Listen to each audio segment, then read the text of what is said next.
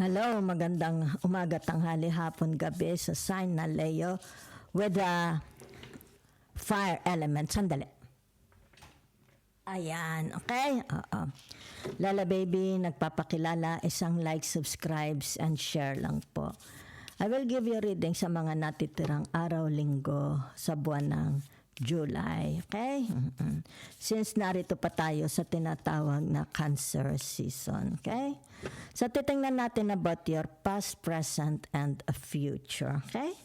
Ano itong past ninyo? Nalimutan nyo na ba? Iniwan nyo na ba? Nagkaroon na ba ng healing, forgiveness? Or patuloy pa rin ang past dito sa tinatawag na present? And what's the future? What's waiting for your future? Okay? Naghihintay sa inyong tinatawag na future. Yan. Your first energy. You and your loved ones are safe. So since narito tayo sa tinatawag na the Cancer season, di ba? So ibig sabihin nito, Sagittarius, Jupiter will stay sa tinatawag na Cancer house, okay? It's about your family roots, di ba?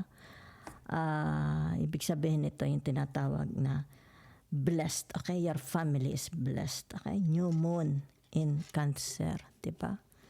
So, anong ibig sabihin pagka sinabing new moon, okay?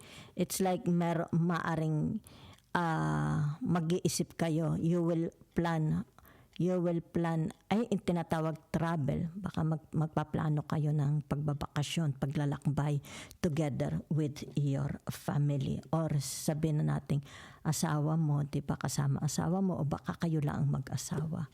Diba? So, ibig sabihin nito, narito yung tinatawag na international traveling. Okay? So, ibig sabihin nito, ano itong pinaplano ninyo? Okay? It's like, is this for next year? Diba? Yan, maaring for next year, you are planning ay tinatawag international travel. Maaring uuwi kayo sa kung saang bansa kayo talaga. Yung tinatawag roots, diba? Saan ka talaga nagmula, diba? So it has something to do yan about your loved ones, di ba? Yan, maaaring dito magkakaroon ng tinatawag na unity, bonding, di ba? Yan, maybe you're a OFW. Maaaring dito sabihin natin nagpaplano kang umuwi para makasama ang mga asawa at mga anak, mga magulang, kapatid, di ba? So it's very, very blessed, okay? So, nakikita dito yung tinatawag na competition. Diba? Okay? So, maaari ito yung tinatawag competing with your siblings, competing with your colleagues. Diba? Yan. So, whatever is this, diba? It's like tinatawag kung ano man ito. Diba? Maaari your children, they are competing for your love, for your attention. Diba? So, maaaring dito rin ibig sabihin nito, ha? Okay? So, ito yung tinatawag na it's about competition. Maaring sa let's say sabihin na natin status ng buhay, diba? Yan. Maaring dito sa trabaho din, diba? Okay? It's like you're always in a competition, diba? Yan. Para lang ibig sabihin nito yung tinatawag na hindi ka mawala. Okay? Hindi ka mawala sa arena, hindi ka mawala sa trabaho mo. Diba? Okay? So, sandali lang. Siguro napapagod na kayo, diba? Sa kakukumpit. Gusto nyo magpahinga. Diba? Maaari din. Okay? So, your next energy. Diba?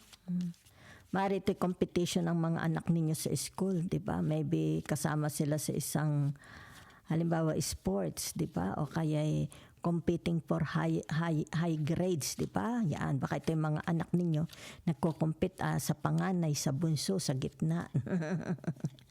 Okay, your next energy is about grounding, okay? Very, very grounded ang inyong tinatawag na your soul, your spirit. Very, very quiet. Diba? Yan, no? So, tingnan natin, ha? Yan. So, ibig sabihin nito yung tinatawag na it's like tapos na, okay? Tapos na ang iyong laban sa buhay. Tapos na iyong problema. It's like nagkaroon din ng solusyon, 'di ba? Nagkaroon ng ending. Okay? Yan. So it's like tinatawag na natapos na din, 'di ba? Yan, yung tinatawag your emotions is like parang naghahalo, okay? It's like tension, pressure, 'di ba? Maaring masyado kayong pressure, 'di ba? Merong stress, 'di ba? So, maaring for some of you na-experience pa rin ninyo ito, okay? So, pwede rin naman sabihin na nating na-experience mo ito. So, you need yung tinatawag na grounding. Yan ha, okay? Maybe you need to relax, di ba? Yan. Maybe you need to sabihin na nating stay away from social media, di ba? Yan. Healing, magkaroon ng healing sa iyong tinatawag emotions. Maaring dito very, very high, okay? Ang iyong emotions about many things, 'di ba? Sabihin natin sa buhay, sabihin na natin, dami kong magbabayad ng internet, magbabayad ng tuition, magbabayad ng kuryente kasi narito ka sa tinatawag na posisyon ng competition, 'di ba? Yan, kumbaga dito ay para lang ikay hindi ka matanggal doon sa arena, no? Pwede rin naman ito sabihin nating nakatira ka sa bahay, okay? Ang responsibilities mo ay napakarami, di ba? So it's more about tinatawag na good planning, okay? Good organized, yan. It's like, ngayong buwan na ito, gana rin ang babayaran ko, yan, di ba? Para lang magkaroon ng tinatawag na balance, di ba? Yan. Kaya dito, narito yung tinatawag good planning, good thinking, good organization, di ba? Okay, maganda. Your next energy para sa mga Leo, okay?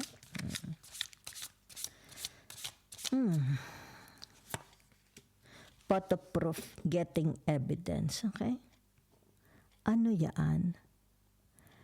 Kay ikaw ba ito or sila? Okay? So, ito yung tinatawag energy ng tao. Okay? Ibig sabihin nito, maybe, sabihin na natin, you will it's like a secret being revealed. Maaaring may malalaman kayo. Okay? Photo proof. It's like an evidence. You need an evidence. Okay? So ito ang nahagip ko na lang sa vision ko. You need an evidence. Okay? Para dito yung tinatawag mapacify your mind. Diba? Para dito ibig sabihin nito ma-relax ka. Diba? Tinatawag grounded. Tumahimik ang iyong tinatawag na very, very exhausted na yung iyong mind, soul, and physical body. Diba? It's like, tinatawag narito kasi, yan, malakas dito ang competition, di ba? Kaya dito lumabas ang tinatawag new moon, okay? New moon is different from the full moon, di ba? Okay? So, ibig sabihin nito ay a result. You need a result, okay? And it's like, hindi ka mapapanatag, okay? Hindi ka matatahimik hanggat hindi mo natatanggap nahahawakan itong proof na ito, di ba? Yan. So, titingnan ko kung saan yan, ha? Okay? It's like nakikipag-compete ka. Kanino ka nakikipag-compete? Sa sarili mo, sa iba, di ba? Maybe it has something to do about your health. Maybe it has something to do about your spirituality. Okay? Maybe it has something to do about your job, your marriage, your relationship to others, di ba? Okay? Yan. It's like tinatawag, pinipilit mo itong mabalance, di ba? It's very, very chaotic, di ba? So tingnan ko, sandalit narito ang tinatawag the three of hearts, di ba? Okay? So ibig sabihin nito, yung tinatawag na you need, okay, whatever is this, ha? Okay? Tinatawag na tatahimik ka lang, di ba? Once you see the result, okay? Once you see the proof, di ba? It's like tinatawag, tatahimik lang ako, di ba? Masasatisfy lang ako. Yan, dito kumbaga sa Three of Pentacles, di ba? Yan. Once na nalaman ko, okay? Yung katotohanan, okay? It's like madilim, di ba? So, kumbaga dito yung tinatawag, kumbaga dito yung ang iyong mind, body and soul is hindi mapakali, 'di ba? So you want to know the truth. Maybe it has something to do about your health. Maybe it has something to do about your marriage. Maybe it has something to do about your loved ones, 'di ba? Okay? Yan. So antay ka ha? Your last energy, okay? Maybe it has something to do about at work, di ba? Maybe it has something to do about the money. Maybe you are waiting for a compensation, an insurance, a tax, di ba? A frozen money, wealth, di ba? Whatever, okay? Pera man ito, trabaho man ito, marriage, children, di ba? Other people, di ba? Because it's like tinatawag dito na meron ka ditong mga agam-agam. Okay? Hindi matahimik ang iyong, especially your mind, di ba? Yan. Kasi nakikita mo. It's like nakikita mo. Okay? Kaya dito, apektado ka. Okay? Mind, heart, and soul. Okay? Your last energy. Yan ha. So, narito ang tinatawag journey. Yan, okay? Maybe you need a journey. You need a tinatawag na pagbabakasyon. And there is a journey. Yun ang nakikita ko, ha? Okay? So, ito ang tinatawag na, okay? Whatever is this? Is this year or next year? Diba? Yan, no? Kasi kumbaga dito yung tinatawag na your life is hindi ko alam kung chaotic, di ba? And you want to escape, to run away, di ba? Kumbaga dito yung tinatawag, napapagod ka, di ba? Let's say sabihin na natin, nakatira ka sa syudad, di ba? Yung lifestyle sa syudad, yung buhay sa syudad is, kailangan is makahabol ka, 'di ba? It's like, nako, nasa syudad ako, mataas ang bilihin, mataas ang kuryente, naupa kami ng bahay, may schooling ng children, 'di ba? So it's about your competitions, maari ito sa syudad, 'di ba? So maaring for some of you, you want peace of mind. Kaya dito there is a tinatawag na travel, okay? You want to be, tinatawag nito it's like tinatawag excluding yourself, separating yourself. It's like an escape. Para lang dito, tinatawag na grounded, okay? Your energy is grounded. Yan, papagod yan. Tingnan ko ito, ha? It seems like, yan, ha? So, you are waiting, okay? What is this you are waiting, di ba? Sandali lang, ha? Ano itong hinihintay ninyo? Okay? Maaring naghihintay kayo. Okay? Halimbawa is nagpaalam ka sa boss mo. Baka nagpaalam ka sa boss mo, di ba? Hinihintay mo. Or maaring ito tinatawag, sabihin natin gusto mong lumipat ng trabaho, di ba? It's more about waiting. Para ito is tinatawag na ang nakikita ko sa inyo, you're very, very exhausted. Pagod kayo, ha? Okay? You are waiting for your visa, di ba? Kasi may long journey ito, okay? Long journey, that's a long journey, okay? International yan, okay? So maybe you are waiting for a visa, iniintay mo yung release ng iyong tinatawag, may inaasahan kang pera. Maybe, di ba? Maybe yung tinatawag asawa mo, di ba? Maaari hinihintay mo ang sagot niya, di ba? Yeah, whatever is this, nakikita dito, it's about your what you see in your vision, di ba? Yan. Kasi merong sunflower, okay? It's like maging fruitful. Yan. Very, very fruitful, okay? Very, very tinatawag na fruition, di ba? Yan, no? Success, magkaroon ng success fruition, di ba? So, whatever is that, okay? So, yan na nakikita ko, ha? Tingnan natin about your future.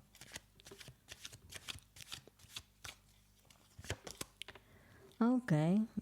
It's like naghahanap kayo ng airline siguro, ano. the cheapest it's like tinatawag, naghahanap ka ng cheapest tickets, di ba? Cheapest airlines, cheap, tinatawag destination, maybe you want to go for a, halimbawa sabi nating holiday in Japan, in the Philippines, di ba? Comparing the prices, di ba? So it's more about sabihin na natin na ito yung tinatawag magpapabook, maybe magpapabook ka, okay, sa airlines, di ba? For a seat sa eroplano or sa train, di ba? So for some of you, may mga, it's like tinatawag, ina-update ninyo the result, di ba? Whatever is this, ina-update maari sa trabaho, di ba? If there is an increase, if there is a tinatawag na increase in money, increase in position, di ba? So it's about, nakikita ko rin for some of you, you are opening yourself, di ba? For a, let's say, if there is a doors opening, it's like you are looking for a job, di ba? So it's like tinatawag, tinitingnan mo yung potential ng isang trabaho, ng isang bansa, ng isang relationship, di ba? Whatever is that, if that has something to do about marriage, love relationship, romance, di ba? So maybe dito tinitingnan mo din yung tinatawag na the activities of your children in school, di ba? Maaring dito yung sabihin natin, kinakausap mo maaring yung teachers, di ba? Kumbaga dito gusto mong malaman, di ba? Kung ang mga children mo is tinatawag nakaka-cope sa school, di ba? So maaring for some of you, ito yung ibig sabihin nito, kaya narito ang competition. Maybe tinitingnan mo, di ba? Sabihin na natin, maybe through online ang pagbabayad mo, di ba? Halimbawa sa kuryente, sa tubig, di ba? So maaring tinitingnan mo rin yung tinatawag stock market. Maybe you have an investment, nag-invest ka sa stock market, di ba? So it's more about tinatawag na it's more about, nakikita ko sa inyo is palagi kayong updated, okay? Bawa sa social media, the news around the world, di ba? So nakikita dito for you yung tinatawag na palagi kang nasa computer, maybe, di ba? Yan. Maring dito, you want to buy something, di ba? Maybe you want a table for two for you and your wife, di ba? Maybe you want to do shopping, di ba? Let's say you want to buy equipments, di ba? O kaya sabihin na natin ano tawag dito, appliances, di ba? Sa bahay ninyo, di ba?